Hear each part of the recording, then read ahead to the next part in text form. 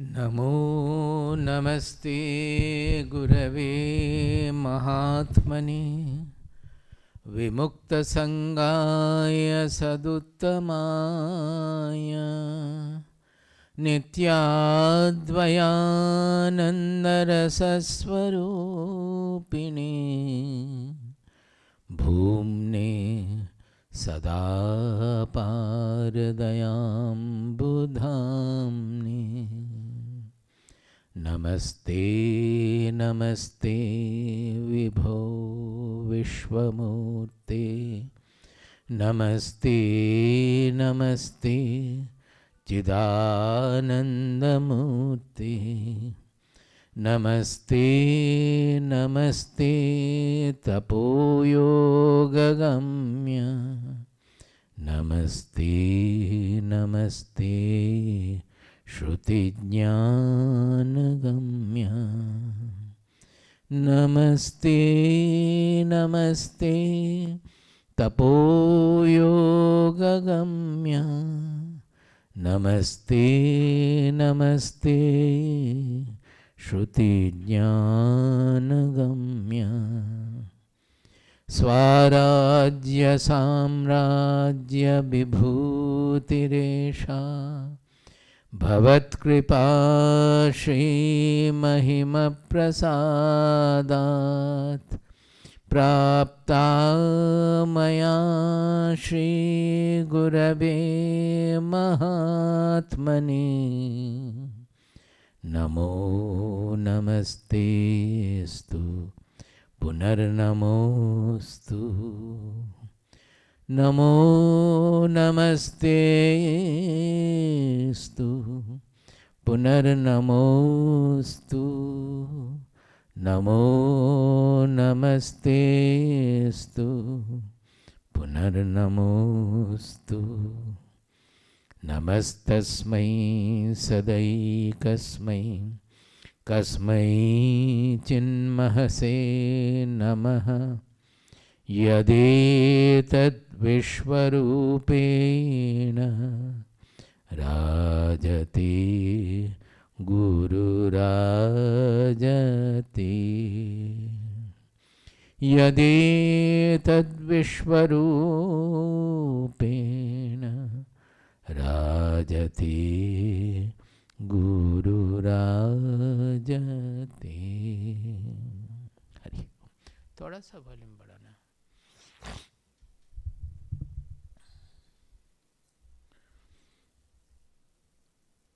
Now what is to be done? 50% are new today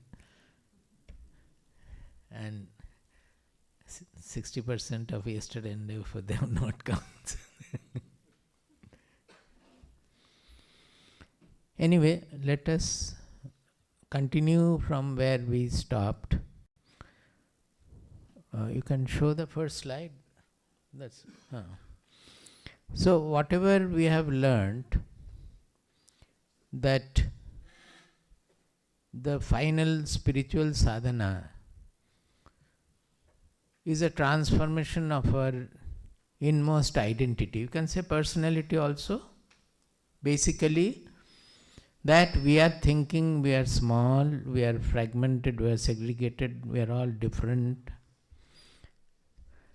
From that concept of our, that egoistic personality we have, from that we have to go to to the point where the constricted egoistic personality get completely fused or dissolved in the real universal identity,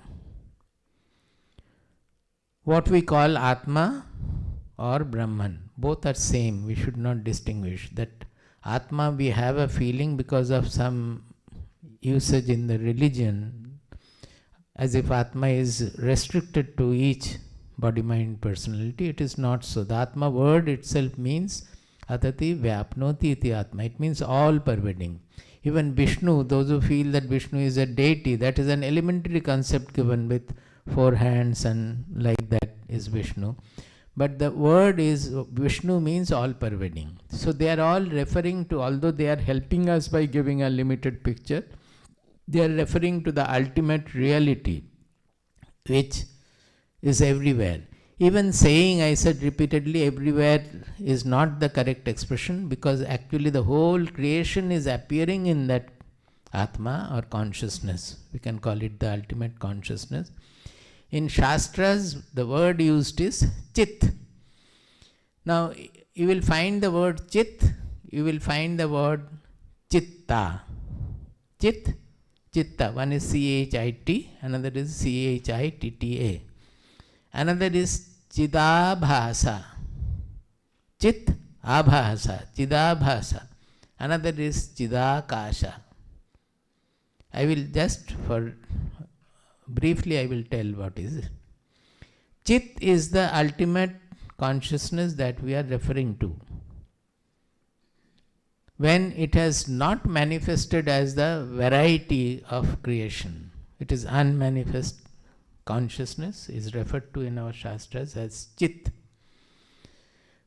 The same Chit is often referred to as Chidakasha. That means when we are experiencing the Chit, which has no division, no limit, no constriction, no form, nothing, then it is Akasha means space. In Sanskrit, Akasha means space. That means it appears to us like an Akasha, that is, there is no limitation, no constriction, no fragmentation, nothing. So it is called Chidakasha, Chidakasha. Experientially it is called Chidakasha. Chitta, when in the Chit there are variations, there are waves. Suppose in our mind, when we are in deep sleep, there is no vibration, no forms, nothing is appearing in our consciousness. It is free of the world picture there. The moment we are awake, and first comes is my own existence, that I am. That comes first. And from that, immediately the world also starts manifesting in the consciousness. So when there is a wave, there is a change, there is a form taking place in Chit, it is called Chitta. So generally mind is called Chitta, because mind is nothing other than consciousness. But mind is when the thought appears in the consciousness, we call it mind. And when the thoughts are such that we are analyzing something, vichara, we are analyzing something, then it is called the buddhi or intelligence. They are all consciousness, nothing other than that. Now, when the form, any vibration, any thought appears in the Chit, then it is called Chitta, C-H-I-T-T-A. There is something else called Chit Abhasa. That means which is like the Chit, but not exactly the Chit. Chidabhasa. This Chidabhasa, we must know, this is what we mean by the awareness, or the scientists also discuss about the consciousness. When in science we discuss about the consciousness, we are not having the concept of this Chit, because we still think from the scientific rational presentation, we think that the consciousness is limited in the body. That is, it is an offshoot of the body. So it is the consciousness manifesting through the body in association with the body, which generally we refer to in the science as consciousness, or we refer to as awareness. I am using two different names, consciousness and awareness, to only differentiate. They are used in any sense. Now what happens is that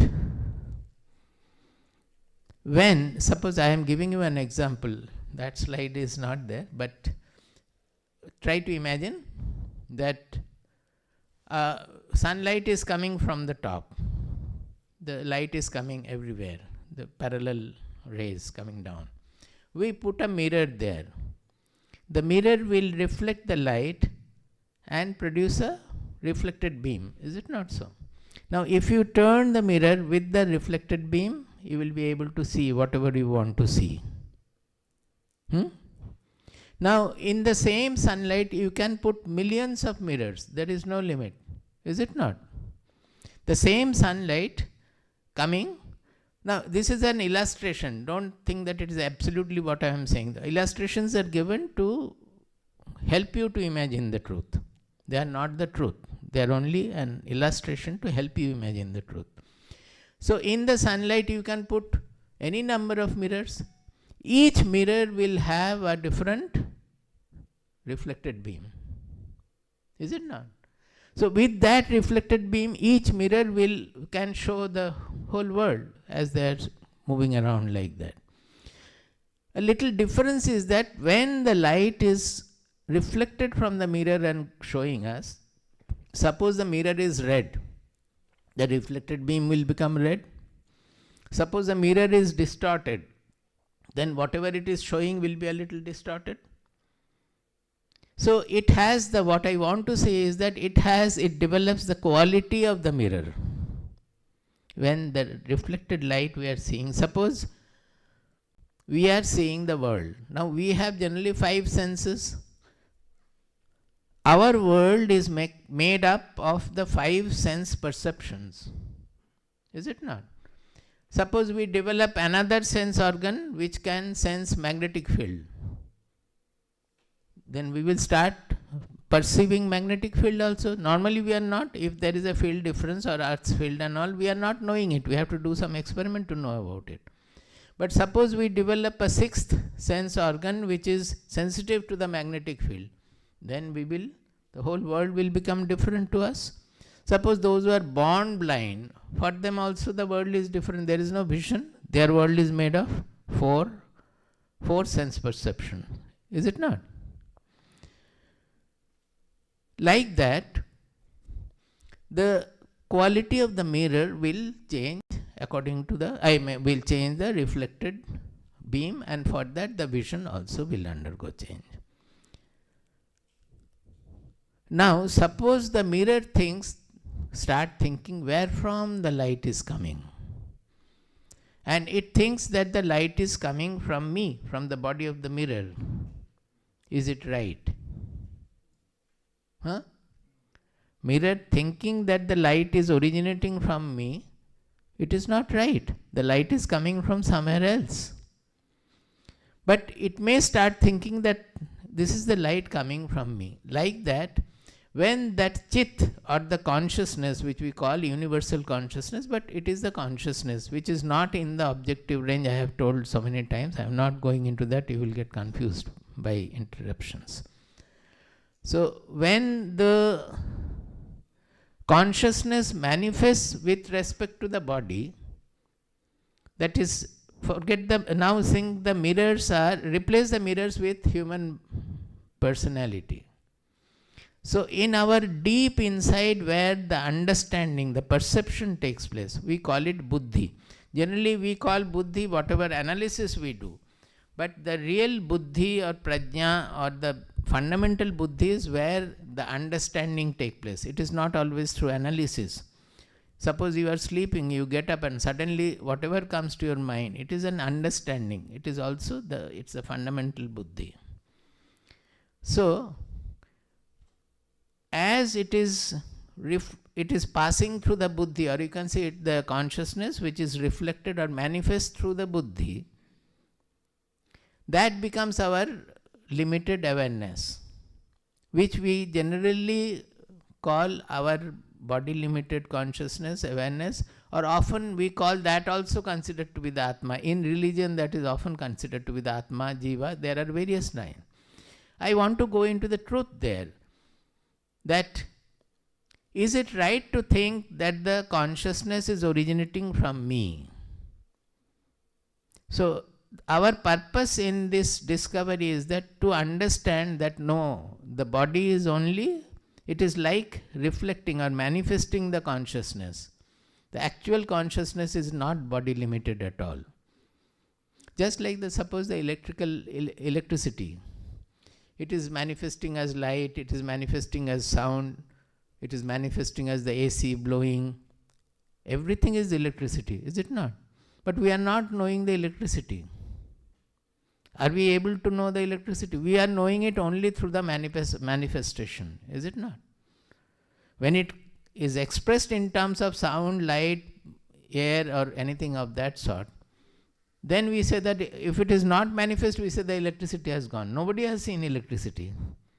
But electricity we believe that there is electricity. How are we believing? From the effect of it. Like that, this consciousness also, when it manifests, then only we come to know. Now suppose one mirror gets broken or becomes opaque. That is, one mirror is no more able to reflect the light. Has anything happened to the light by that? The light which is coming, nothing will happen if the mirror is not able to reflect the light. That mirror is dying. That mirror has died. Like that, when our body, mind, personality is not able to manifest the consciousness, we call him dead. Nothing has happened to the Atma. Nothing has happened to the consciousness. Is it clear? So the real Atma is that which is getting manifest through millions and trillions of created objects, human beings or whatever. It is expressing them, it is expressed through them as their awareness. That part is body-mind limited. When the body falls, that expression is not there. Nothing has happened to that.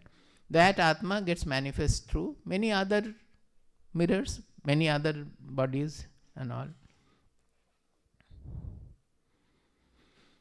You can think of another example also. Suppose from the radio station some music is playing. It's broadcast.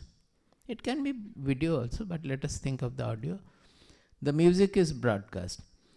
This music is, the music is broadcast only when you tune your radio, it is coming out. Before that, all the electromagnetic waves, they are passing through here. We don't know that which radio station is reaching here, whether it is this radio station, that all the radio stations are passing through, but we don't come to know. Only when we tune a radio to that and the radio is able to manifest the electromagnetic waves passing through it at that point, then we understand that it is being broadcast and this is what is being broadcast. So it becomes live. Now suppose the radio is playing, something is going on, music is going on. Suddenly one circuit breaks in the radio, so it stops playing. Is it not? Has anything happened to the broadcast, the waves? Nothing has happened. The radio was able to manifest it, now it is no longer able to manifest it. So it is a problem of the radio has died.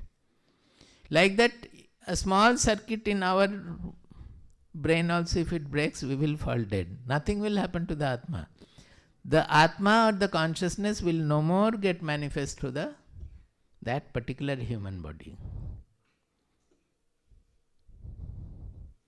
So, the idea of that the Atma is small, limited and fragmented by each body-mind personality, it has to be rethought and properly understood. What is manifesting through the body-mind personality is the Chid Abhasa. I was explaining why I came to this example is to say Chid Abhasa. That means it is like the Chit. The reflected beam from the mirror is not the original light. It is from the original light but got associated with the mirror. So it has taken the mirror qualities to some extent. If the mirror is red, it will be red. Like that, the consciousness which is everywhere, that consciousness when it manifests through a body, it takes the qualities of the body. And in that body, when we feel that awareness, we call it Chid Abhasa. That is, whatever consciousness we are feeling as located in our body, isolated by our body, it is called Chid Abhasa, Chidabhasa. Why did I say all these things? What happens is that when we try to find out, this we have been discussing, not this part, the other ways, what we have been discussing so far is that to find out who am I, when we are looking within, to find out that who am I, that the whole world is changeful. How can I know the change? Because I am not changing. The body is undergoing change. In my childhood, we know that the body was small. Now it has grown, it has become old, it has become big. Not only that, maybe the body a little back also. Every moment the body is undergoing change. Is it not? The cells are changing, the feelings are changing. So these changes I am seeing. So is not the identity I which I am referring to. It is, the body is an object for it. The I is knowing that object body. I is the subject. So I is the knower or revealer of the body. That you accept? Now if you go further inside, similarly the mind always is changing. Depending on the thought, the mind was depressed, now it is cheerful, or it is now depressed, it was cheerful, like that. So all the changes of the mind I am seeing. For I, the identity, mind is also an object where all the changes are seen.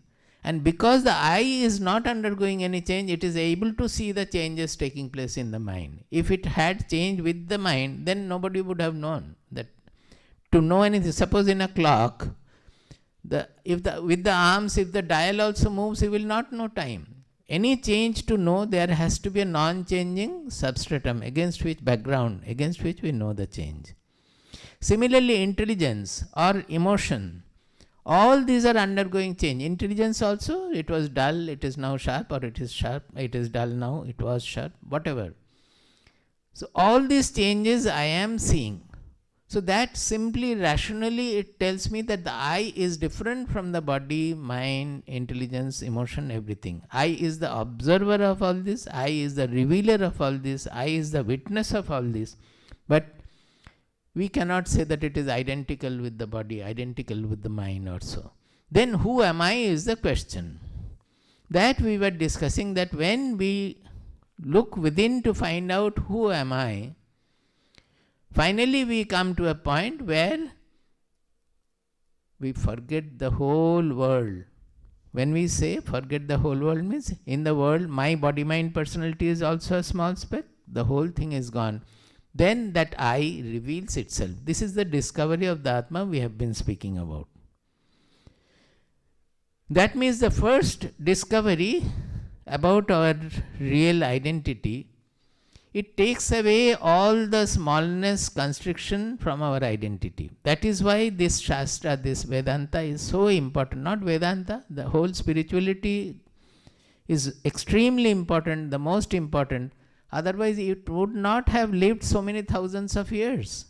We don't know. It is prehistoric. More than 10,000, 20,000, we don't know. It is prehistoric. When it is prehistoric, and you cannot measure it with any other archaeological method or anything. It is the knowledge which has been passed down. Later on it was written down. Earlier it was only passing down. So, unless it is extremely important, it would not have stayed. You can find that even very good literature also, it lasts only for a few hundred years. After that, nobody looks at it. How is it that this knowledge remained with us for thousands and thousands of years without getting tarnished by anything at all? In spite of, suppose in India, so many inventions have taken place, so many conversions have taken place, but the spiritual knowledge has not gone from there. They have destroyed the universities where this knowledge was taught. So we had in 500 BC, we had the Takshashila University. That is the first university we know of in the world. And in 500 BC it was destroyed from the Middle Central Asia people. Huna, we call it. Then in the later part of it, in 11th century AD, the Nalanda University, which was there in the eastern part in Bihar, so-called the present Bihar, and there were other 4 universities. 5 universities were completely burnt and razed to the ground. It is said in the history, in the report of a Chinese traveler, that the library, that 9-storied library building of Nalanda burnt for 3 months. Thousands and thousands of books, and they burnt, exact data I have forgotten, the ratio was 1:5, so about 2,000 teachers and maybe 10,000 students, everybody was burnt to death. A few could run away, they went over to China, and then they are responsible for translating many of the Buddhism books and Hinduism books, and all these things happened.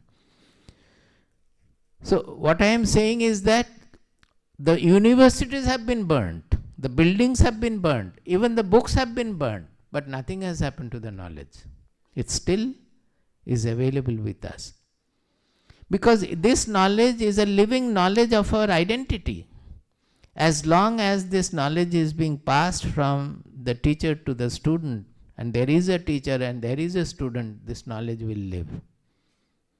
And it has been living like that. So, the importance of this is that all our personal troubles as well as societal troubles, if you look into it, what is the society? It is made of individuals only. So, as long as the individual is corrupted by selfishness, greed, aggressiveness, which we call himsa. Himsa means the hurting tendencies. As long as the individuals are hosting selfishness, competition, greed, hurting tendencies, will not the society also will have those? Society is an assembly of individuals. And because of these tendencies, the society also goes towards destruction. Because on the whole, the society, these are the vociferous tendencies of the society which takes the society to destruction. This is what has been happening. So by this knowledge what happens? This smallness of the identity is replaced by an universal identity. And it is not replaced just by a teaching or a instruction. A person has to, when he realizes his identity, he finds that I am not limited by this body-mind personality, that my real identity is universal. It is not different from others also. He experiences that the whole universe, which contains all these body-mind personalities also, that appears in that I, in that consciousness. That means when you are finding that your body is appearing in the consciousness, will you say the consciousness is in the body or the body is in the consciousness?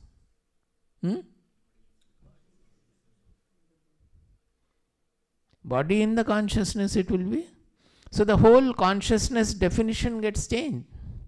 And their identity has to be shifted. After you discover this, your identity has to be shifted from the body-mind limited identity to that universal identity. When it happens, you immediately get rid of all the smallness of selfishness, competition, greed, hurting tendencies, everything goes. And by that the society also is relieved. So from the societal perspective of the value of spirituality, when we understand, we find that there is always, in particularly about Indian society, we can say that always there are two forces working. One is the taking the society to destruction, that originating from our this greed, competition, selfishness, etc. From the societal point of view, it is taking the society towards destruction. We can call it the centrifugal force. Centrifugal means which takes it away from the center. We need not call also. Now, the other force is that we call this spiritual knowledge. It has been working as a centripetal force. That is when each person realizes that I am not limited by this body-mind identity and the whole universe belongs to me. That is why in our Shastras you will find always a very general call to all over in the world. The other day I spoke that Shrinvantu Vishve Amritasya Putraha, that listen, you all of you are the children of immortality. He is not saying that I am immortal and you are all mortal. He is saying that, listen, all of you are children of immortality. But the problem is that you don't know that you are immortal. And you can come to know that you are immortal by this method, whatever you do. That will transcend, because you will, by that you will be able to transcend death. Why? Death of the body will be there. It's part of the material world. Everything in material world is born and they will undergo a change, they will go to destruction. So what will not change cannot be in the material world at all. That is the observer of the world, the witness of the world. That is the I we are referring to.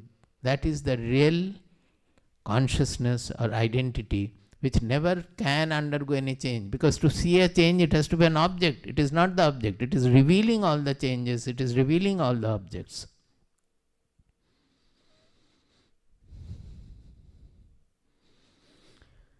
So, that is the solution for individual liberation as well as societal well-being. This is what I was trying to say. That this spirituality, why it remained over thousands of years without getting reduced or completely lost, it is because this relieves an individual of all his sufferings, constrictions, tension, stress, everything will go. All the problems are coming from the constricted nature of our identity. The moment we become universal in our identity, in our mind, within, all the tensions will go, everything will go. And this I have been telling, that how in practice in everyday life you can test it and do. You are having a conflict with another person, you don't like the person, you don't want to see the person at all. But this distaste for the person or this intolerance towards the person is causing you tension, stress in your mind. The moment you embrace that person, that, well, my Atma and his or her Atma is the same. It is the same thing. We are all human beings, and whatever way you embrace, you extend your limit and embrace others in that, you will find that the tension has gone. Suppose you are worried, fearful about death. The moment you don't have to see the Atma, just you think that what is so great about death? So many people are dying every day, so many people are getting born every day. Why are we so afraid? Because we are concentrated only about our own death or our own family around or friend. That means our mind is constricted with our whatever we feel our own. That is the within our Atmic periphery. And we are worried, we are too much concentrated to that. So anything happening there we get upset about. But when you include the whole of the universe and you find that people will be getting born, people will be dying. What is so great about if I die or my father dies or my children die? You must shed tears, there is no problem. But why are you so specific about when my child dies I am so upset? When others' children die we are not concerned about it. So this change, shift of the identity, the paradigm shift there, it changes the whole individual life, and the person becomes a man of the universe. For him, anybody belonging to any racial origin, language origin, state or anything, it doesn't make any difference. Anybody who wants to grow in that knowledge is welcome to him. And that is how it is called, that's for a person who has transcended this constricted identity. His work in the world, he will not be ever motivated by desires. As the generally people, we think that we are doing everything out of desire. He will not have any more desire because he has discovered the source of everything. Then why should he work? His work, it is in Bhagavad Gita as well as in the Upanishads, it is clearly written that his work is called Loka Sangraha. This is a very important term. A knower does work for the whole world. It is called Loka Sangraha. Loka Sangraha means left to itself, the society will have always, it will move towards degeneration, destruction. To bring back the society on the auspicious path and to defer the destruction, to make the society integrated, to bring back the society on the auspicious path is called Loka Sangraha. So what do? They propagate the spiritual knowledge which will generate the centripetal force towards, they will centralize the individual subject as well as the society to walk on the auspicious path of unification, not destruction. So that is why the spirituality becomes so important, and it is still living in its own form even now. Now, why I said this, the aim of spiritual sadhana, we have discussed here, that what is it, our present standpoint from where we are starting is, we consider ourselves to be small, individual, fragmented, different from all others, such an identity. And by entire spiritual pursuit, what is our ultimate aim? Where do we want to go? Is it not to become universal? That is what so far I have been telling. To go to that universal identity. That means our I becomes universal there. So what can be the path? Is it not a process of expansion? That from small, how can a thing become infinite, or at least big? It is through a process of expansion only it can become like that. Is there any doubt?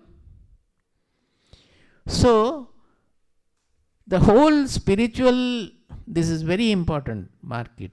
The spiritual pursuit, or we call it sadhana, we are doing, whether it is the right pursuit or not, the judgment depends on the seeker. We have to judge it.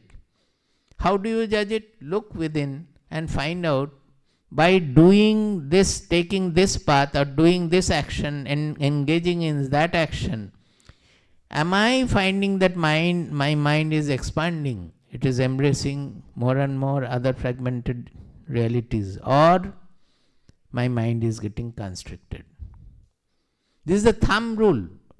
So suppose by doing puja means worshipping an idol or whatever we like, whatever it is.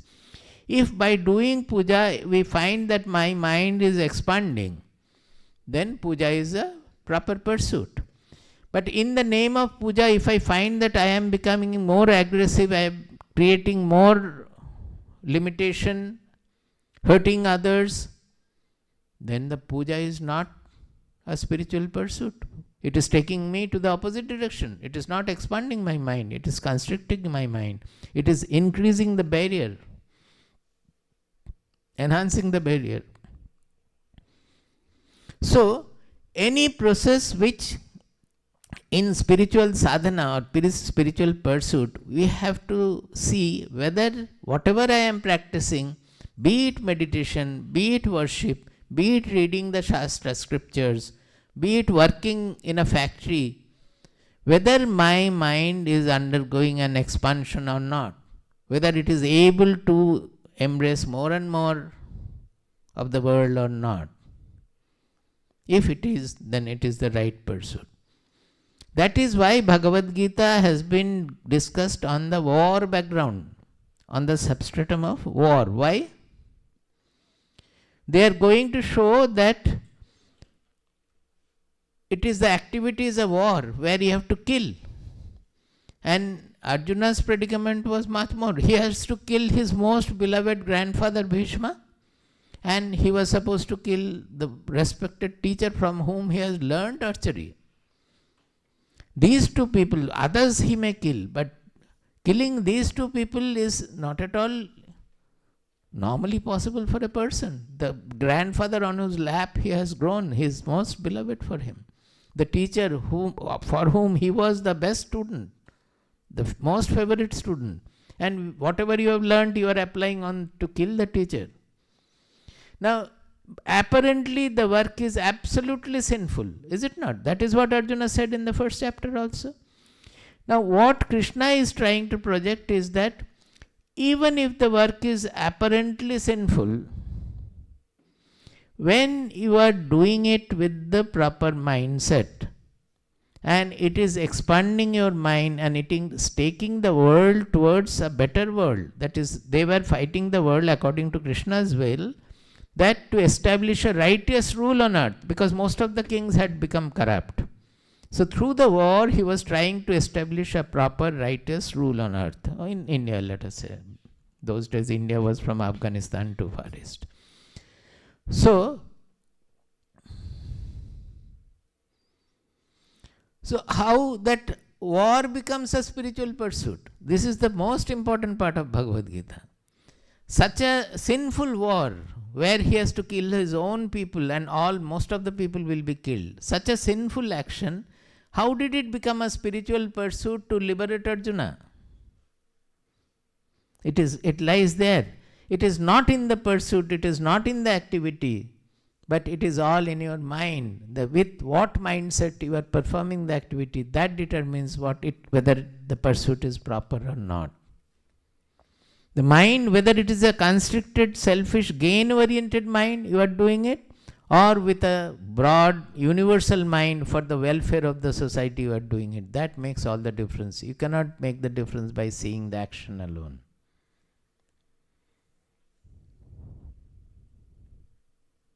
Do you agree? So, this is what we have said, that the spiritual sadhana is inner expansion. Only expansion will be taking you to the ultimate identity of an universal identity, it will take you to. So, the process is an expansion. Now, here we have said that there are two pursuits. One is called non-interactional, another is called interactional. We are dividing it like that. The general prescription always will be you go with both, not only with interactional or not only with non-interactional, but practice both. And when you practice both, you will understand that the two are complementary. One will help the other, and A will help B and B will help A. That means, suppose non-interactional means what? You are meditating, you are not interacting with anybody, or you are studying the Shastras sitting on your own, you are contemplating on the truth. These are all non-interactional because you are doing it alone, and in the process the mind is going deep within. You are not distracted by any interaction. And interactional means when you are active in the world, you cannot keep your sadhana only for 1 hour of meditation and the 23 hours are left to your worldly action. Then whatever improvement you will do in 1 hour, that more than that you will be losing in 23 hours. So instead of going forward, you will go backward. So the whole point of this Bhagavad Gita, and also otherwise also, how to make the whole life a sadhana, whole life a spiritual pursuit. In religion, you keep 1 hour of puja, or say 15 minutes or 5 minutes of lamp lighting and puja. That much is your spiritual or religious pursuit. Rest of the time you go on fighting with people, blaming people, competition, greed, whatnot, everything. In spirituality, it is not that. You have to change every moment of your life. The sadhana will be spread over the whole hours of our wakeful existence. So you don't have to divide again that, oh, this is spiritual sadhana and this is not. Everything can, even the war can become a spiritual sadhana if you are looking within and you are incorporating the correction of expansion, that it should be to expand our mind, to think of the whole universe and embracing everybody. Can you show that next one?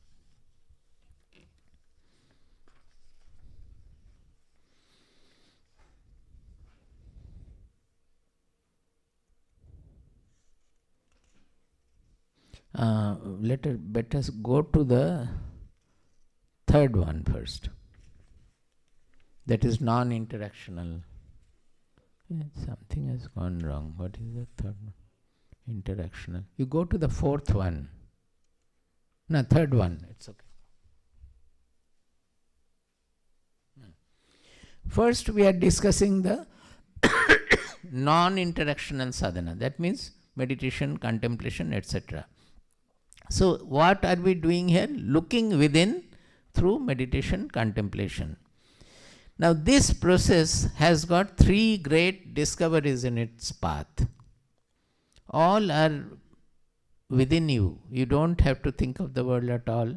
It's all going within us to the central inmost presence in us. So the first discovery will be that going within, at one point when you forget the world, you will find suddenly from nowhere joy is welling forth from within. It's an experience which in our Upanishads has been recorded as Anandadhyeva khalvimani bhutani jayante anandena jatani jivanti anandam pravishanti abhisam vishanti. That means the whole world is originating from Ananda. Ananda means it's a special joy. Normally our happiness will not be there when we are suffering. Happiness and suffering are dual. But Ananda is the general placidity of the mind, cheerfulness of the mind, which will be there in both suffering and happiness. So it is not within the dual, it is the non-dual sukha. So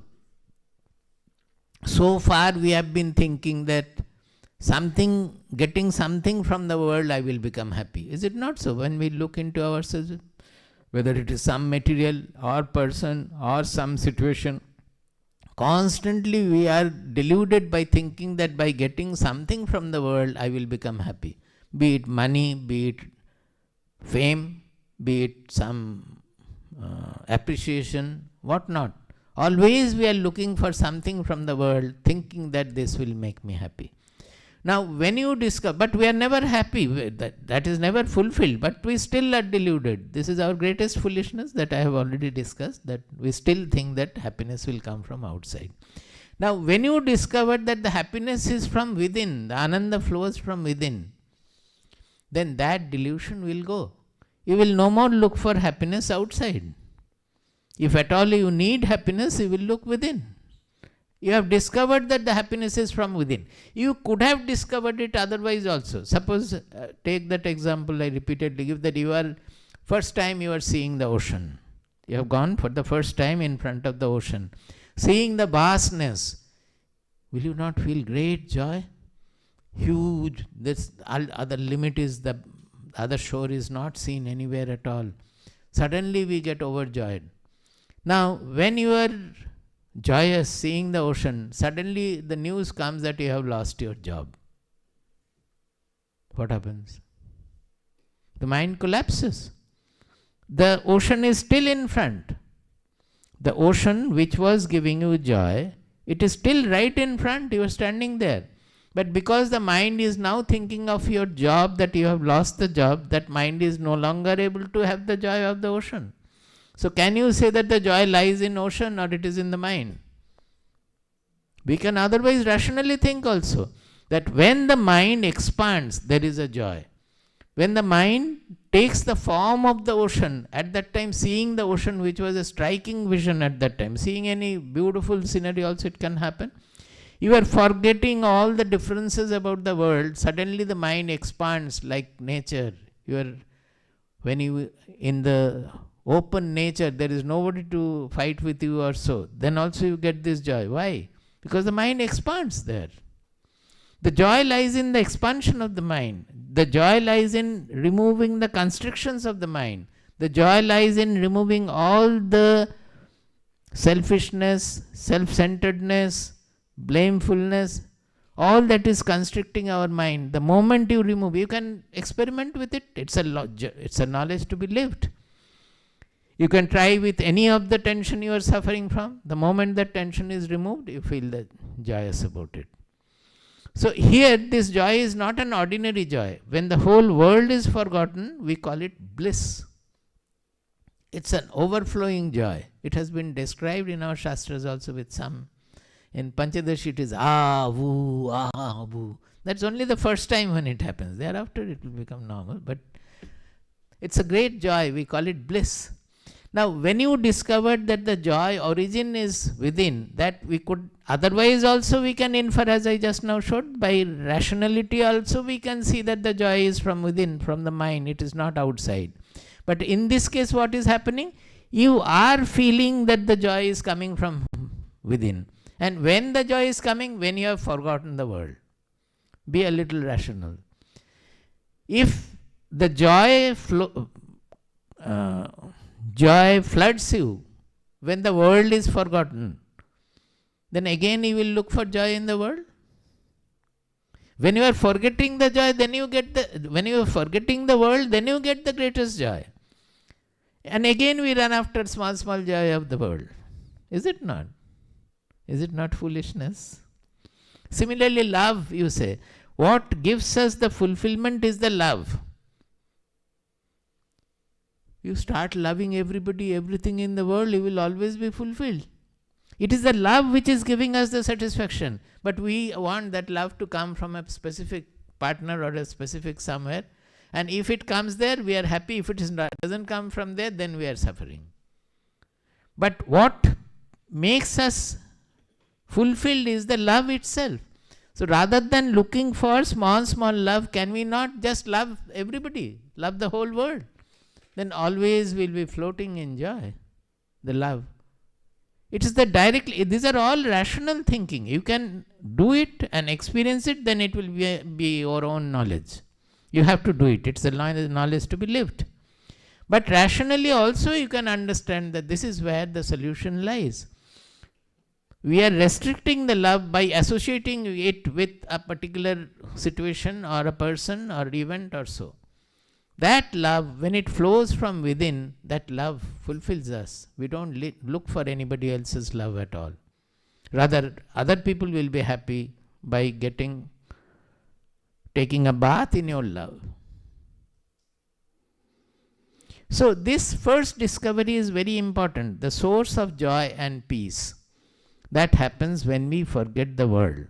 One caution, when you forget the world, you will forget your body-mind egoistic personality also. It is a product of world. You should never think that I am standing there and the world has gone. It will never happen. Forgetting the world means the world in which my body-mind personality is a product. It's a product of nature. That also will be forgotten. Actually, it happens then there is no thought at all. In the mind, there is no thought at all. So the world also is not there. No thought means the world is not perceived at that point. And you get flooded with joy. Then the second discovery is discover the witness identity. This morning I was talking to somebody about this. That normally, when you are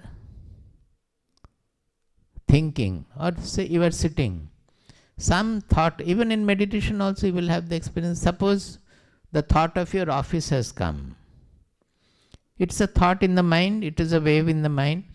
Immediately you pick on to that wave, start thinking of the office. So you move with the thought, you go into what happened with the boss or with the employees, then tomorrow I will go, this will happen, that will happen. So it's a train of thought which you are getting involved. The first thought might have just risen, that office thought. Immediately you get associated with it and that thought continues, and in the process you get disturbed. Is it not? There will be both plus and minus thought, both will disturb you. If it is happiness, then also it will disturb. If it is non-happiness, then also it will disturb you. So, what we have to do is that if you look within, look into your mind, you will find the thoughts are coming up and going down, arising and getting dissolved. Many thoughts, maybe some noble thoughts, sometimes criminal thoughts, sometimes good thoughts, sometimes bad thoughts, sometimes suffering thoughts, sometimes happy thoughts. They are coming and going. But because you are getting associated with each thought, you are getting tortured by the thought.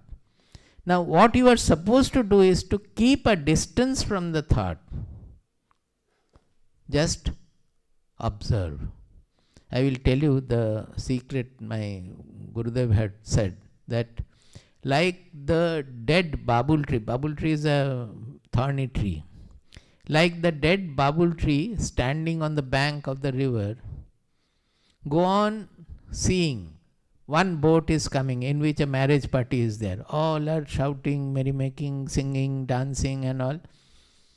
The boat is going. The babul tree does not come down and get into the boat and start beating the drum with the marriage party. It just simply observes the marriage party going. Just behind that, another boat is carrying a dead body and people are crying, wailing and whatnot. The babul tree does not go there and start crying. It just observes that. So be like that. That means just like babul tree standing on the river, allow the train of thoughts to pass. Just being a silent witness.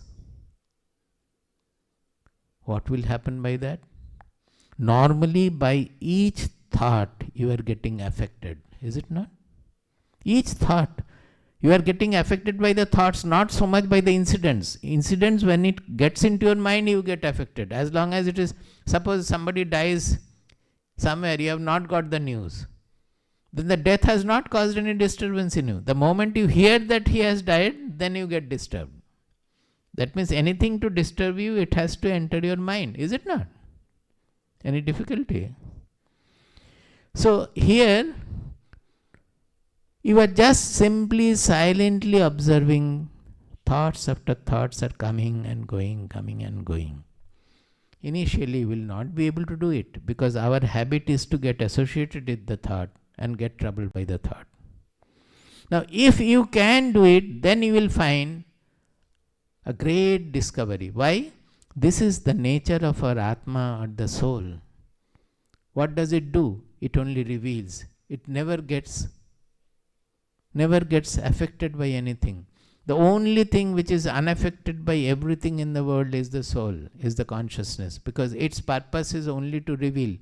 When the sunlight reveals the garbage, does the sunlight get petrified? Sunlight remains sunlight. When it reveals a beautiful rose flower, does it become beautiful? The sunlight is only, its purpose is only to reveal.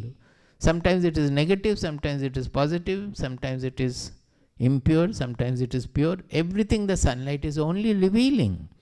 Like that, our consciousness or Atma or our real identity, its purpose is only to reveal.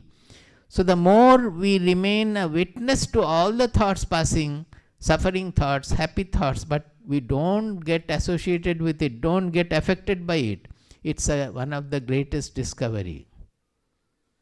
We understand what the soul is, what our real identity is, and it fulfills us so much that we feel, I have attained a sky-like dimension. In the space, even if a nuclear bomb blast takes place, what will happen to the space? Nothing. Like that, we discovered that nothing can touch me, nothing can disturb me, nothing can affect me at all. Do you think it's a small discovery? All problems of life will go. You will discover your stability, you will discover your great unshakability, that nothing can shake me in this world. So this is the second discovery of this witness identity. The process also I have told. It all depends on whether you utilize it or not. You have to do it to have this. The third discovery is discovering our real identity, which generally we say Nirvikalpa Samadhi or so. I am not going into that. That is the ultimate discovery of our Atma. We call it Atma Sakshatkara also. We are not going into that. That is the discovery of the universal self. But the other two, it comes before that, and anybody can do it in the proper method they want. What will happen is that you will discover a great dimension within you. Normally we don't know the dimension. Why are we always getting agitated, getting overpowered by small things? Even somebody has taken away something, we get so much affected by that. We have lost something, we get so much agitated. If somebody has dies also, we get so much affected by that. All these things are happening. We can just simply see. We can shed tears also sometimes, but not getting affected. We can suffer, but not getting depressed. We can enjoy, but not getting elated. This affectation part has to go from there. And by being an observer, a witness of the thoughts, we will find that that dimension is there within me. It's not anywhere outside. I don't have to borrow it from anybody. It is right within me. I have not known it that so much. That is why the rishis are saying, you are all children of immortality, but you don't know that you are children of immortality. This is the immortal state. Unchanging means it will finally take us to the identity, immortal identity. That is the soul identity we have. Let us go to the next. You have done the third. Okay, you go to the second slide now. But we have almost covered. It's going to be 8.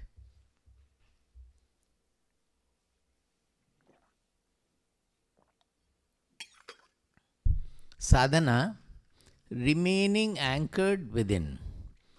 Now, one thing is that we have told that this is the non-interactional sadhana. That means it can be done only a limited hours of time, is it not? You can have 1 hour or 2 hours, 1 hour in the morning, 1.5 hours in the evening, like that. That is when you are not interacting in the world. The problem with people is that when we are active in the world, when we are interacting with people, then we lose our balance, we lose our self-seatedness, we lose our peace, we lose our happiness. So, one is to practice this sadhana and discover the depth of our mind, the infinite, limitless depth of our mind, the joy of our mind. All these discoveries will help you greatly. It will change your life. But still you will find difficulty in interacting in the world, with the people, with the events. That difficulty still will be there. To win over that, what you have to do is that whatever the dimension you have discovered in meditation, in contemplation, you have to bring into a mind those dimensions while interacting with people also. You will find that why are you getting disturbed? Because you are selfish. In the company, you are not thinking of the company, you are thinking only about your salary or your promotion. That is why you are getting disturbed. If you think of the company as a whole and your activity, you give your best there, never worrying about promotion or anything. Promotion is not your privilege. Promotion is for the owner to give or your boss to give. But in most of the cases, we find we blame our superiors that I was the deserving person, they did not give us the promotion. It is their privilege. Why are you arguing about it? But we don't have that large mindset. We are becoming always small in that. So wherever the smallness comes, selfishness comes, gain orientation comes, limitation comes, we have to replace with that all-embracing dimension which we have discovered in the meditation or contemplation. Then you will find that through the activity also you are undergoing change. All the activities will become sadhana. Every time you are able to win over your lower tendencies, small tendencies, you will find great joy in that. That will sustain you in this sadhana. The moment you are able to get over the tension created by any selfish orientation or so, the moment you deal with it, you are winning over your slavery to the world. There's a great victory that you have won over the slavery we have to the world situation, to so many things, so many items of the life. To win over that, you will get the great joy, and it will be a sort of a liberation every time as you do it. So, how to practice this sadhana of finally getting anchored in this dimension while whether acting, whether meditating or interacting? All the time we should have to get anchored in this dimension of this infinite dimension, this expanding dimension of our own inmost presence. So you will find the 2 boxes above is given Abhyasa, Viragya. It comes from Bhagavad Gita 6.35, where Arjuna is asking that, "Oh Krishna, you have explained the stability, samatva and this knowledge so well, but I am not able to grasp it. I have listened to it, I have understood it, but I am not able to grasp it well. Chanchalatvat sthitim sthiram. I am not able to get established in this knowledge. Why? Because my mind is restless. Chanchalatvat. So Krishna is saying yes, it is very true. The mind is more restless than even a storm. A storm can be controlled, but the mind cannot be controlled. Well, it is understood, but there is a way. He says, Abhyasa yogena kaunteya vairagyena cha grishyate. It's very, very important statement for sadhana, for pursuit. It is 6.35, I believe you can check. Abhyasa yogena kaunteya vairagyena cha grishyate. The mind can be, you can win over the vociferous tendencies of the mind, the restlessness of the mind, by two methods, Abhyasa and Vairagya. This statement comes in Patanjali Yoga Darshana also. Abhyasa Vairagyabhyam Tannirodha. Everywhere it will come. In Yoga Vasishta also it will come. What is that? One, Abhyasa means practice. And Vairagya means Viraga. That raga means color. We are seeing the world always with a color. What is the color? Me, mine and others. I like this, I don't like that. We are applying the world a color of my liking and disliking. Raga dvesha we say. That color is the raga. Viraga means removing that color. Have a complete impersonal vision of the world. You will see the defects, you will see the good qualities, but you will not react to it as that I like it or therefore I want it. I don't like it, so I don't want to see it. That is the clinging to the like and hating the dislike. If this hatred and the clinging go, then we become free of the raga dvesha. So Vairagya means when it is actually experimentally or experientially, it is a sky-like dimension of the mind. That just now I said that when you do the witness practice, it is a unaffected dimension of the mind that you are exploring. Like that in this case also, Vairagya is an unaffected dimension of the mind. It's not leaving the home and running away to the forest as people think Vairagya is. That Vairagya is nothing. Going to the forest also, you will be equally disturbed in mind. In Yoga Vasishta there is a story. He moved around all over the world. Never he could get a place where he can sit and meditate. It's not in the place, it is in your mind. Develop Vairagya, you will be fine with everything in the world. You get rid of your Raga Dvesha. Everybody you will be able to love. Others also will love you. So this Vairagya is a great dimension of the mind. The peak of Vairagya, what we can think of is the Atma, the consciousness, because it never gets tarnished, never gets affected by anything happening in the world. The consciousness only reveals. It reveals the suffering, it reveals the happiness, it reveals the bad, it reveals the good, but never gets affected by that, just like sunlight, as I said. So these are the two things he recommended, that the mind, don't think that the mind can be won over, the restlessness of the mind can be won over. It can be won over, provided you have the will to do it, to want to do it. And what are this? Abhyasa and Vairagya. Vairagya is a dimension where you remove your clinging to small things, that it is mine, this is I want. If you remove, you become impersonal in nature. So the correct translation of Vairagya is not dispassion. You can be very passionate about many things. Correct translation of Vairagya will be impersonality and impartiality. All the managers, don't they want to become impersonal? Because otherwise their judgment will not be proper. But when you say Vairagya, nobody wants it. Oh, it is for the sannyasins, not for us. Actually, everybody should welcome Vairagya. It is the greatest key to our success in life as well as in happiness. You will become happy with your children. Now, because you do not have Vairagya, you are always getting disturbed by your children. They are not listening to you or whatever happened. If you treat them with having Vairagya, when you bring them up, you will find that they are also becoming much better. It is your clinging affection that is spoiling them. So, in the Abhyasa, we can again think of two methods. What is that? One is meditational, that is focusing inward in a non-interactional state, and interactional, that is remembering always unity in diversity, because in interaction you will always have to interact with variety, with diversity.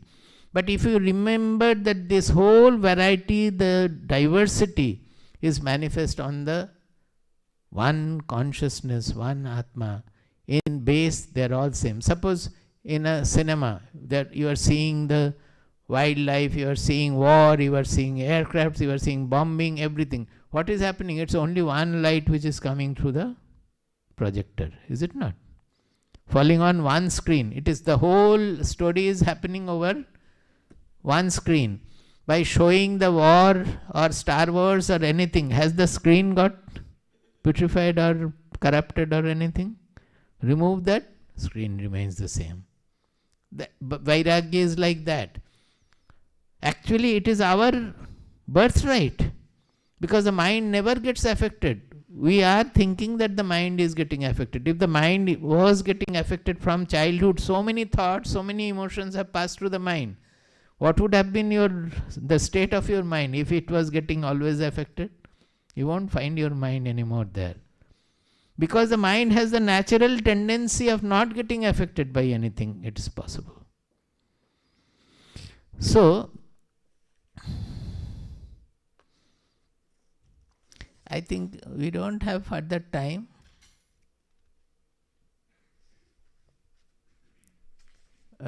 Number 4 you show?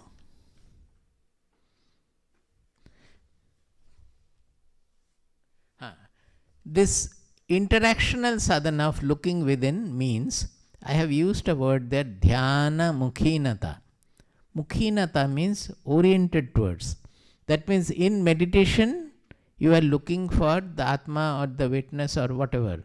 That is the aim of your meditation. Now, throughout the day when you are interactive, you are acting, your mind's focus will be always on the action, otherwise you will not be able to do it properly. But behind the mind, always like the cynosure, like the sun, the aim of the meditation should be bright, like that. Dhyana mukhinata means you are oriented towards the aim of meditation. What is the aim of meditation? To become impersonal, unaffected, universal. So in your activity, wherever the mind is getting haunted by smallness, selfishness, limitation, constriction, you will try to remove them and become expansive. But this must be, the sun must always shine behind your mind, that this is the aim of my interaction also. I am not doing anything for personal gain and thinking that after gaining that I will become happy. That is already, we have understood, it is a foolish thinking. Nobody will become happy ever by getting something from the world. So, this dhyana mukhinata is remaining anchored to the aim of meditation while interacting also. At that time also you remain oriented towards that. So it will mean, in the behavioral level, it will mean impersonality or a comprehensive vision of everything. So your judgment will be very much valued, because you will not be partial in your judgment. Always you will have a comprehensive view. Generally we suddenly start blaming people because we don't have the comprehensive view. We immediately try to impute some defect on others also. If you have a comprehensive view, your judgment will become much more enlightened. Then you will have the unaffectedness. Whenever something happens, immediately we get affected. We lose our self-seatedness. Now, knowing our own inner dimension and the universal dimension, we will always remain unaffected. So that is why we often say that the measure, whether I have progressed in spirituality or not, you can always measure by the unaffectedness that has grown in the mind. Suppose 5 years back, whatever situation you were getting upset with or affected by, if now you are getting less affected by the similar situation, you are progressing. If you are getting more affected by the similar situation, you are going down the lane.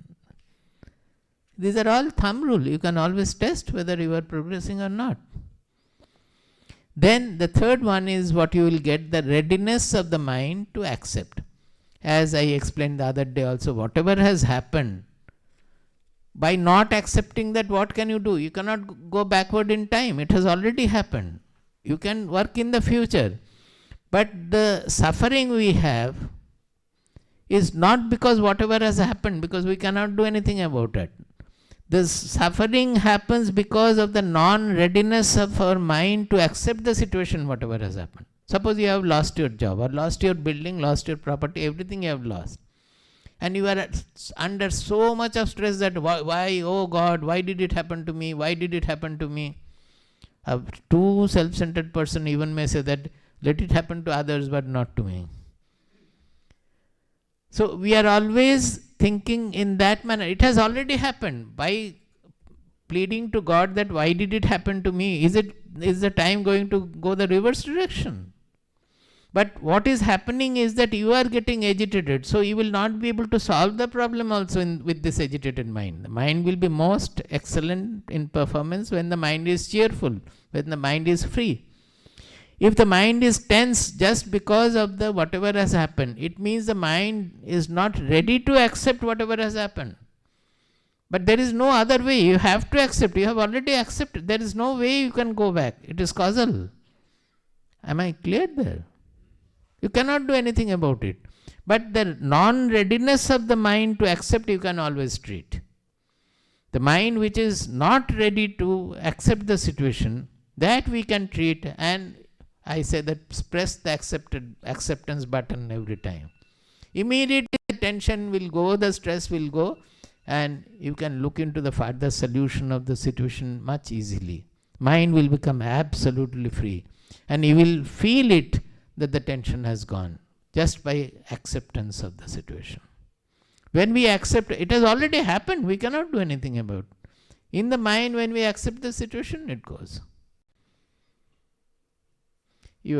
Somebody was asking me today, when you lost all the research papers, who was saying, I think Deepthi, you did not get affected. You said that initially you got affected, immediately you thought that it doesn't matter, I will do something else and let it go. I am going to a new place, it is good that it has happened.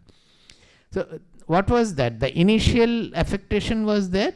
I have already lost the papers. I looked for it, it was not available anywhere. So it has happened. But the initial disturbance was that the mind was not ready to accept the situation. The moment I thought that, okay, I am going to a new institution, maybe my work will be different, so papers will not be published. Thousands and millions of papers are published every day in the world. If 3 papers are not published, how does it matter?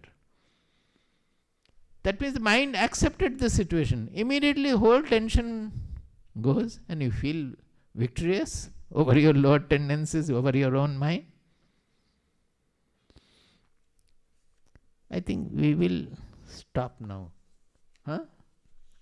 Further many things are there. For next year if I come, then it can be kept for that. We don't know how the world goes and what happens.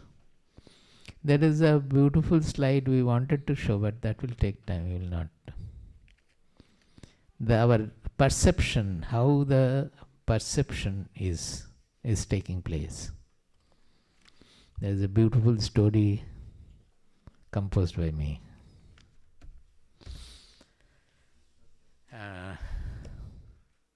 Any question?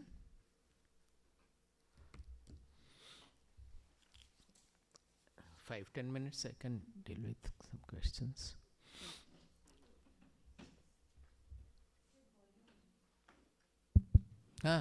So the question I have is, so we talk about the illusion and getting freedom from it, like moksha or mukti, but it also, to the mind it seems like a punishment, right? The mind sometimes seems like it's stuck in the illusion and it has to get rid of it. So like how do we put a positive spin on this? You have been listening to the lecture for 2 days. Has it not have some positive effect? I'm talking about the whole audience. Like whole audience you leave. You think about yourself now. Become constricted. Think about yourself only. Let others deal with their problem. So these are the satsang is the way to release the mind. There is no doubt about it.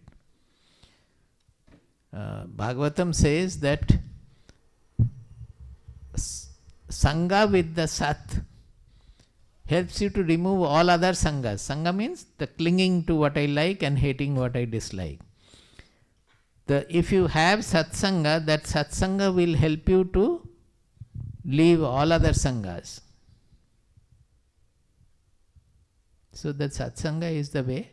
When some person is there, it is okay. Otherwise the books are there, the writings are there. Now the great YouTube is there, Google is there, all great guys. You can take to them. We have to do something. That is the abhyasa, na? That looking within and all. You have to take the external help of the books, of the writings, of the videos, of the... So many things are available now. Nobody prevents you from going through them. Any other question? Any other questions?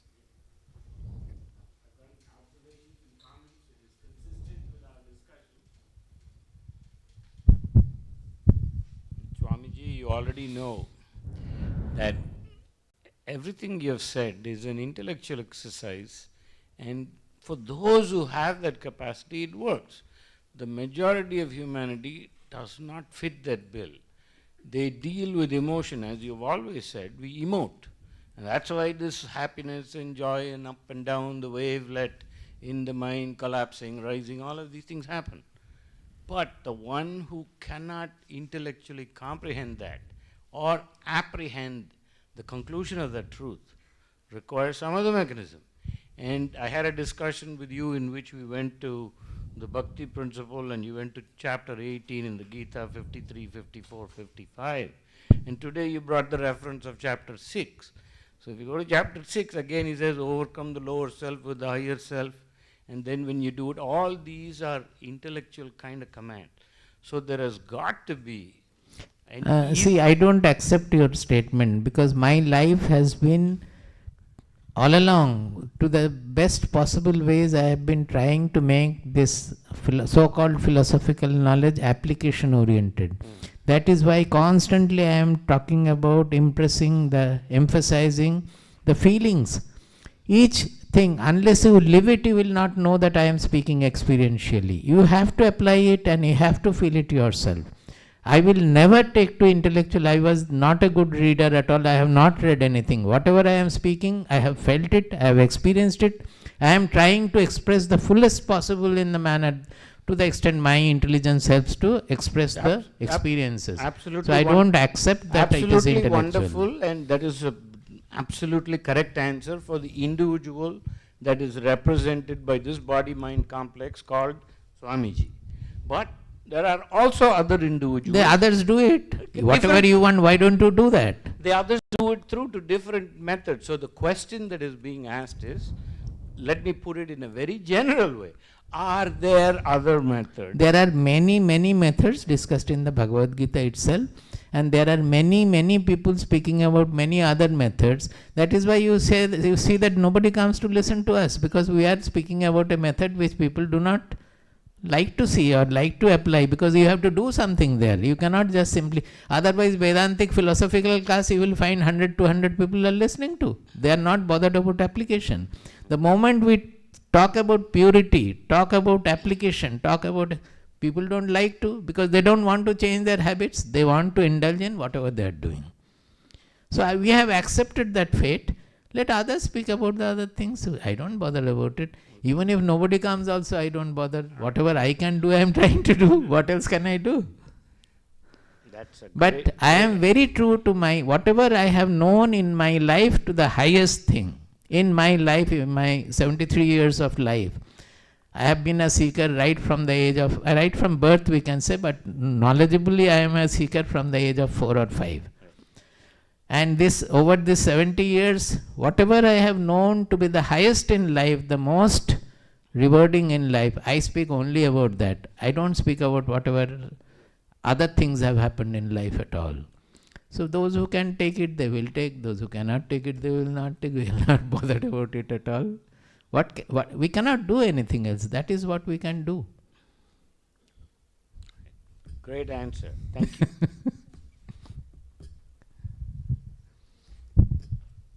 Any other questions?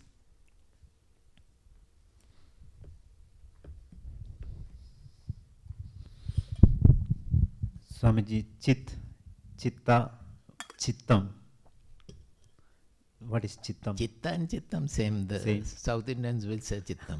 That's all the difference. Same.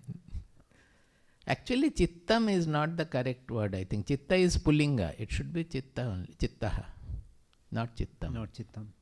I think so. In Dvitiya, it will be chittam. It's the same thing. Even if it is said chit and chitta means there is an oscillation in the chit.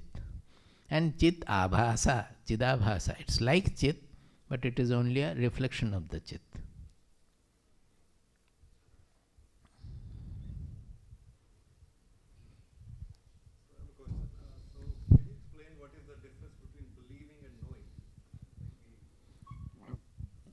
Can you not know what is the difference?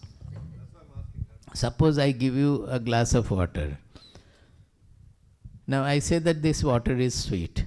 You accept my statement, it is sweet. But to know that it is sweet, you have to drink the water. You know whether, no, Swamiji, it is not sweet, it is bitter.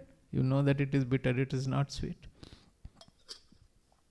Suppose we say jaggery is sweet. Now you write a 1000-page book explaining what is the sweetness of jaggery, how does it taste and all. By that will anybody know what the jaggery is? Just take a little jaggery and put on the tongue. This is what jaggery is. Jaggery means jaggery is a common word in English. Good. Huh? Whatever, any sweet item. Any sweet item. Once Ramakrishna Dev had told a story. We are crossing time. You don't have any problem. Are you anybody in hurry? Ramakrishna Dev had told a story that the small child, while sleeping, he tells the mother that when I feel motion, please wake me up. So mother says that I don't have to wake you up, my son. The motion will wake you up.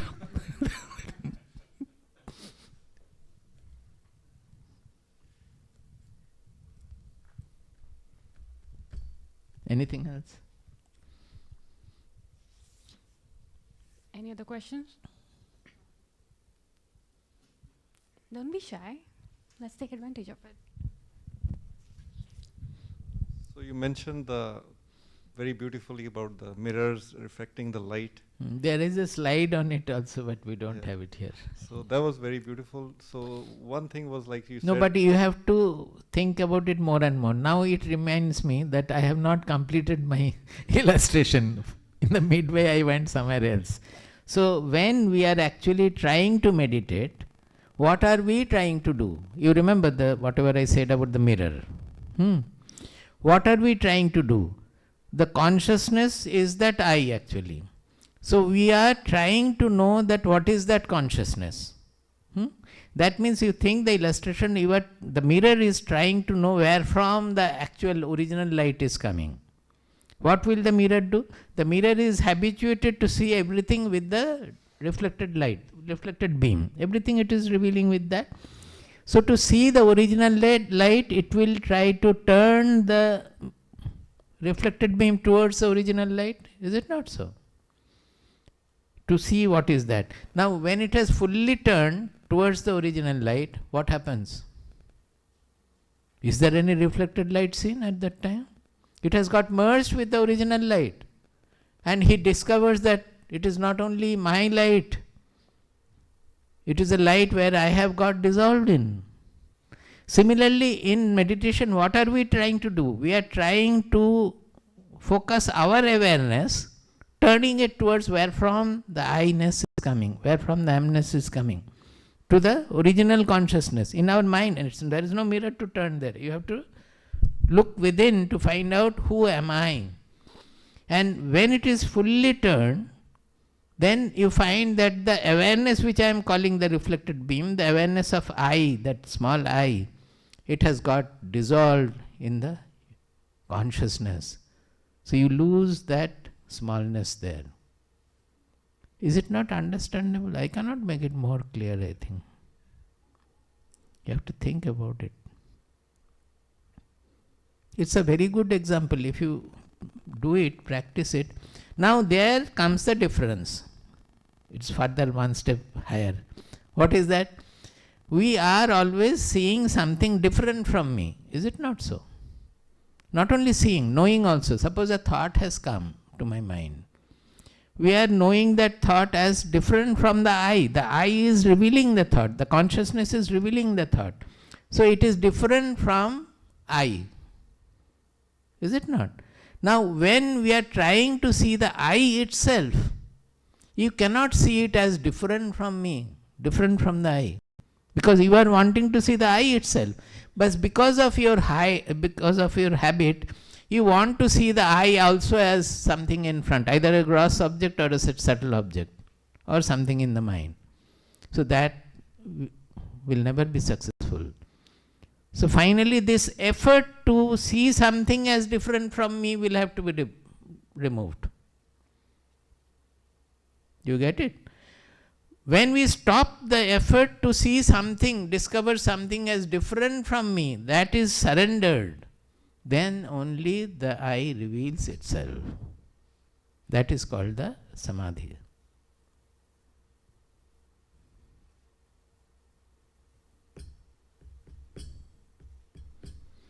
All techniques, all secret I have done. Now it is for you to practice it and do it.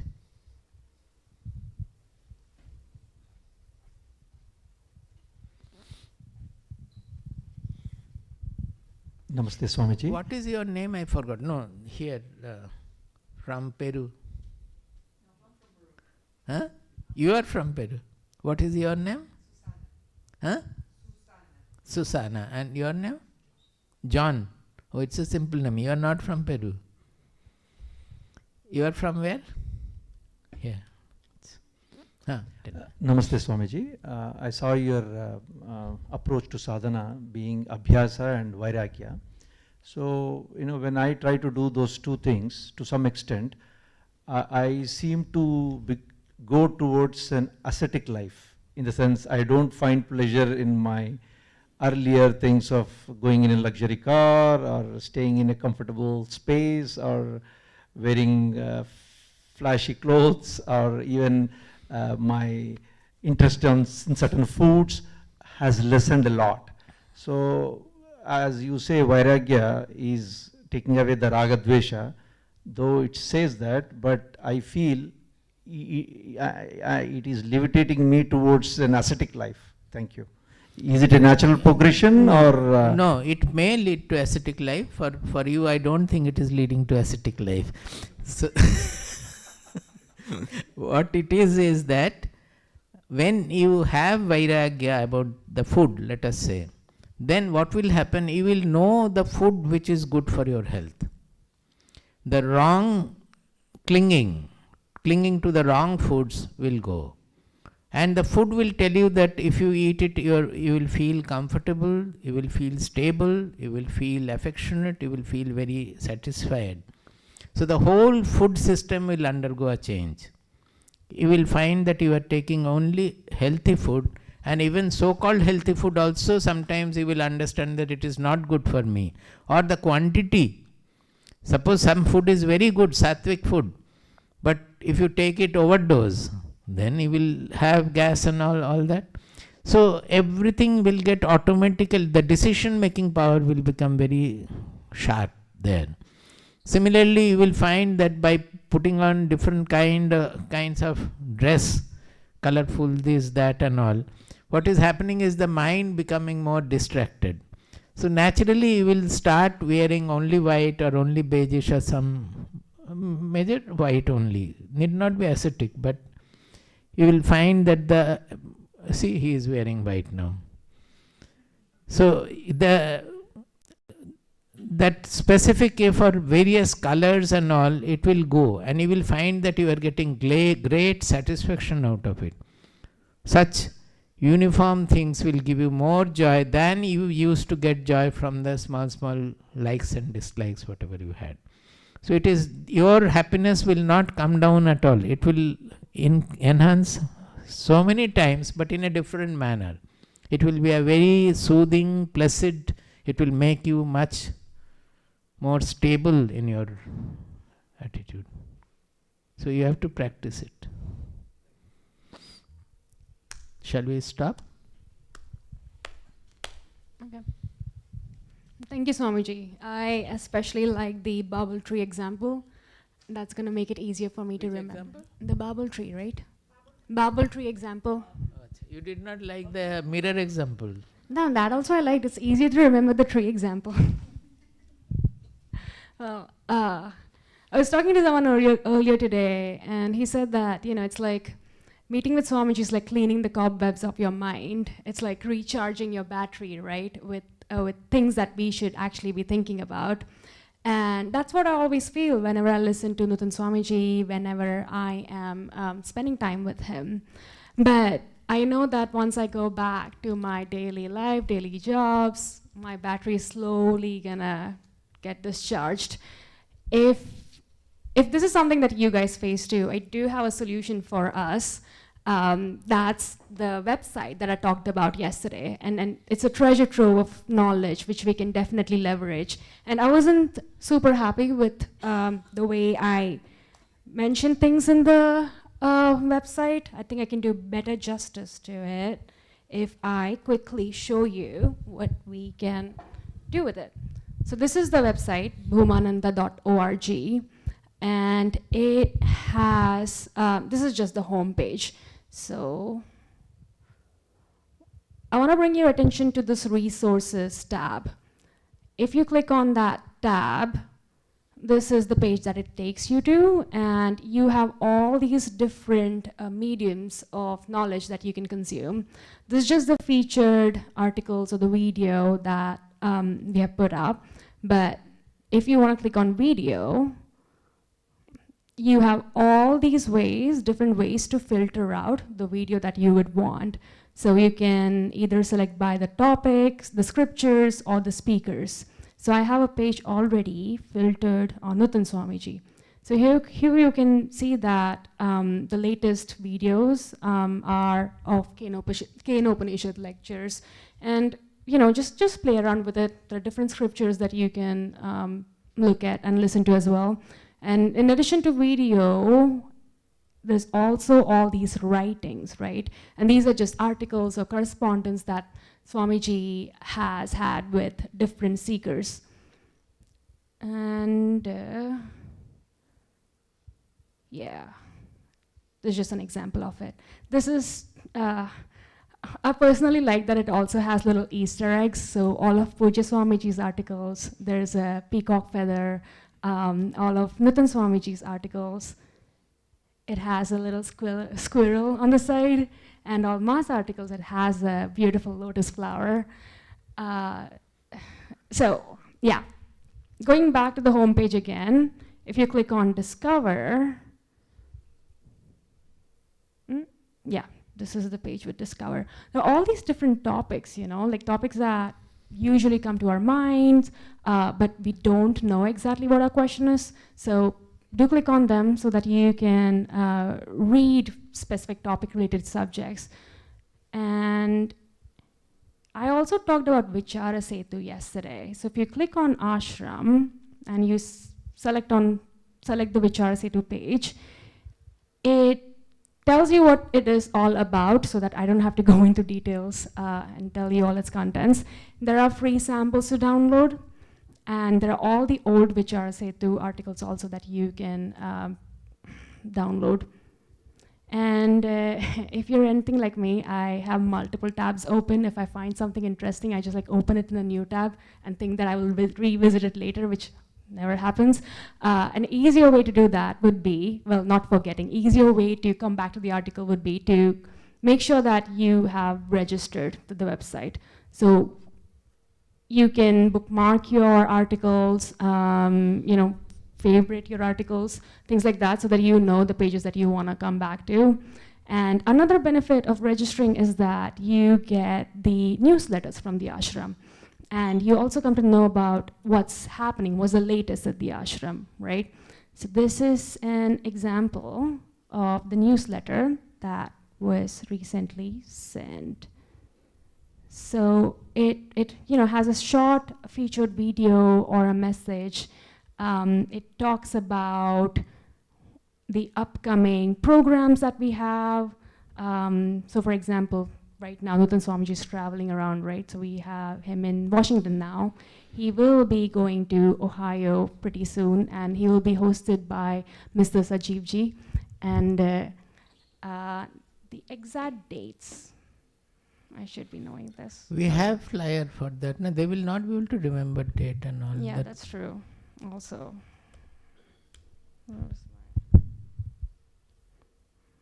yeah, we do have a flyer here.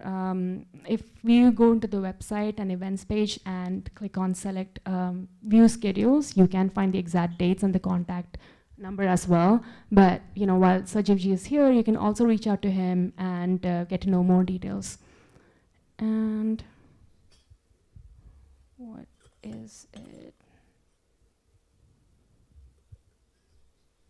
I think I covered all the details at all. Oh yes, yeah. The reason why I'm telling you that is that you can inform your friends about it. And not just inform your friends, all these programs will be live streamed, right? So you yourself can view them.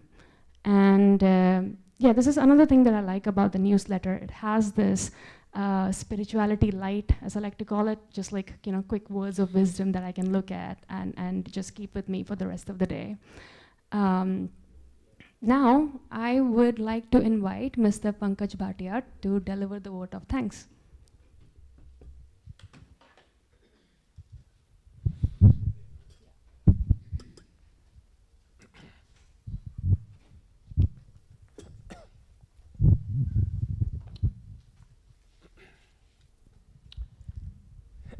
Jai Guru. Pranams to Nutan Swamiji. I was not sure whether I'll be actually this time able to come to the stage, so to speak. Usually you see me making announcements, but throughout this time I was in part not able to, because I had been infected by COVID and I was recovering. But I think in part because Akshaya is doing such a great job. I think we have found we found a next generation that should be actually taking this forward, and this is how it should be. And so I'm so glad that actually providentially the things turned out this way, that we had to ask Akshaya, and it turned out to be very good. And so even when I was able to, perhaps Akshaya was saying, "Now please," I said, "No, you continue." She has come from New York. She's not from here. So, like always happens, I think it happens in many things in our life. Time passes away quickly and we don't realize. And it's only when it is ending that we suddenly begin to feel the preciousness of what was there with us that is slipping by now. And the preciousness of Nutan Swamiji being here for the last almost 12-13 days. Only 2 more days are left. So it is ending. Today is the concluding day. On behalf of CIRDNA, first of all, we would like to express our heartfelt thanks to all of you. Today is a smaller group, but we have many others who joined in different events. So you are representing everybody who joined. So we express our thanks to all of you for your participation. I think some of you were so committed that you attended all the events. I think your presence, and I think Nutan Swamiji always says that he can look at your face and he draws energy and inspiration by the participation and the presence of the devotees and seekers. That gives him the idea and the energy, so to speak, perhaps. And I think your questions were so wonderful. These interactive sessions, I think the last part I would always look forward to, because I would think that that is where some of the most important secrets will come from Nuthan Swamiji. Like he even today said, I think perhaps he said, I've almost given all my secrets and now it is up to us. So thank you so much. Now this second part is not necessary, and I think we all feel shy about it, but in a way I feel there is a duty to speak this. We want to acknowledge, appreciate and applaud all our volunteers who have been working tirelessly and selflessly in the last few days. It's not an easy task. The actually preparation started about 3 months back, and a lot of thought that goes into planning these events. And it's like we were waking up from our slumber 2-3 years since we did our last event. And so there were things that we did not so perfectly, but I think we are also making progress in understanding how we should go about for the next time. So for example, today I was told by somebody, today evening was perhaps not a good evening to do an evening event because today is Ashtami and many people have their commitments and they will not be coming. So, so our volunteers, I think it's inspirational. I couldn't do much actually this time, but all the logistics, the outreach, the hosting, and many, many much more activities that go behind the scenes. I think I can speak for all of us that we are very blessed that we have this opportunity of doing seva. And so it is our small part of our sadhana and lok sangraha, as Nuthan Swamiji says. Now, our most heartfelt gratitude, of course, goes to Nuthan Swamiji, who kindly traveled all the way from India, even during COVID times. It's not easy, and he has several health issues, and I'm still amazed that he made this trip. He came here.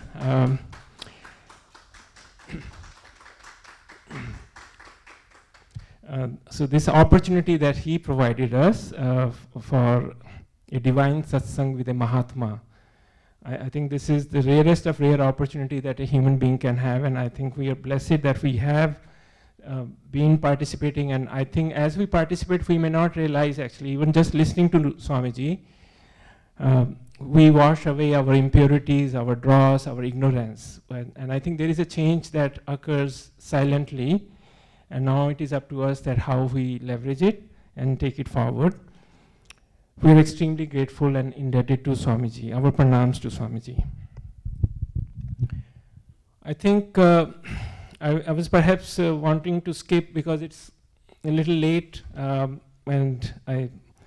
maybe quickly I can mention, everybody must have drawn some very important messages from Nuthan Swamiji. Nuthan Swamiji being like a scientist, he brings these examples. I think Harnoor was saying that mirror example was so striking. So all of us may have found some our individual insight that we found very striking. For me, the example of the wave that Swamiji spoke about on the first day, and I myself being a scientist, I quickly when I went home, I started looking whether Swamiji saying that the deepest ocean holds the biggest waves is true or not. And that was very true. And in fact, I also found that actually the deepest ocean not only hold the biggest external waves, they also hold the biggest internal waves. I didn't even know there is a phenomena called internal waves. And so I think the message was, I call it the storm in a teacup. You may have heard about that, or tempest in a teapot. So we, with our identity, like a teacup or a teapot, we face, even with small waves, big storm in a teacup, or a big tempest in a teapot. What Swamiji was saying, that if we change our identity and to an ocean identity, that is our real identity, then we can hold even the biggest waves and they won't be a storm, they won't be a tempest. So I found that truly, truly very inspiring and insightful, and I think many such messages for all of us. And I think the point is that, as Swamiji today said, Abhyasa, how do we continue? I think Akshaya very beautifully spoke about and showed the website. Swamiji again and again mentioned this point. I think the small point is reflection, reflection, reflection, reflection. on all these messages. I think that is our role, and I think our power is immense through the power of reflection. I think we may begin to see the power of Swamiji's messages start penetrating our mind, and how do we continue that? Our satsangs. So CIRDNA holds regular satsangs, weekly satsangs. So we would really like to invite you all. I think many of you already know, and we have invited you many times before, but we also tirelessly keep inviting you, and I hope you will, some of you will definitely make it a point to come to the satsangs. You know, if you find our satsangs are not so vibrant and not really serving the purpose, we would like your leadership to make them vibrant. We do these weekly satsangs every Sunday, 10 a.m. It is done in different places, in McLean, in Vienna, and in Chantilly. We rotate them every Sunday. So please do come. We practice Upanishadic chantings. We listen to Swamiji's message, the messages that Akshay was showing, very, very inspiring short messages. We study Bhagavad Gita, and we do meditation. So this would be one place where we have an opportunity to share our reflections and to just continue our journey in a small way. Now the final segment here is the concluding segment, as you know, in all our programs. So there will be an opportunity here to offer pranams to Nutun Swamiji and take prasada. And at the same time, you can also, if you would like to make an offering, you can do that at that time. Please use an envelope which is at our books counter. So with that, again, thank you very much. We'll see you soon. And now we conclude, and I hand it back to you. You have not mentioned about the global satsang. Online, every week we have 3 online satsangs for 1.5 hours each day. On Tuesday it is me, on Thursday it is Ma, and Saturday it is Swamiji. Swamiji speaks on Bhagavad Gita, I speak on Upanishads, Ma speaks on various other scriptures. So that has been going on, now it is 100th episode or so from all the 3, so that 300 episodes have been going on. And we have quite a few people who are regularly following those satsangs. And most of them, we get quite a lot of emails saying that it has changed their life completely. They consider COVID as a blessings. Because of the COVID only we started those satsangs. And it continues even now. Okay. Anything else? No? Oh, I will just chant a verse. Akashavallepaviduragoham adityavadbhasya vilakshanoham aharyavannityavinishchaloham ambodhivat paravivarjitoham Akashavallepaviduragoham adityavadbhasya vilakshanoham aharyavannityavinishchaloham ambodhivat paravivarjitoham. Oh, you have not shown. No? This says that it is our real dimension, that I am untainted like the sky, like space. I am self-revealing like the sun. Actually, it is more than the sun. Sun has to be revealed by consciousness. I am self-revealing like the sun. I am immovable like the mountain. And I am limitless, boundless like the ocean. So this chanting, if you do this chanting with this bhava, bhava means the emotion, then it will give you a very vast sky-like dimension, which is true of us, but we neglect it, we ignore it, we don't utilize it. It will allow us to get fully.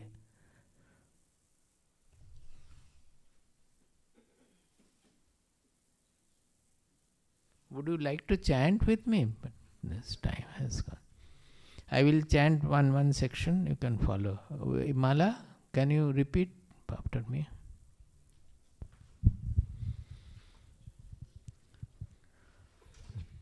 आकाशवल्लेपविदूरगोऽहम्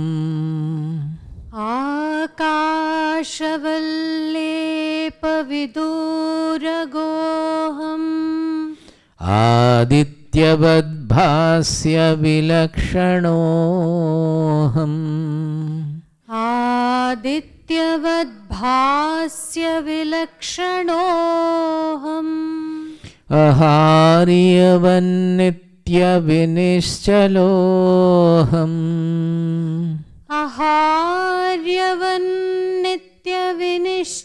अहार्यवन्नित्यविनिश्चलोऽहम् अम्भोधिवत्पारविवर्जितोऽहम् अम्भोधिवत्पारविवर्जितोऽहम् अम्भोधिवत्पारविवर्जितोऽहम् अम्भोधिवत्पारविवर्जितोऽहम्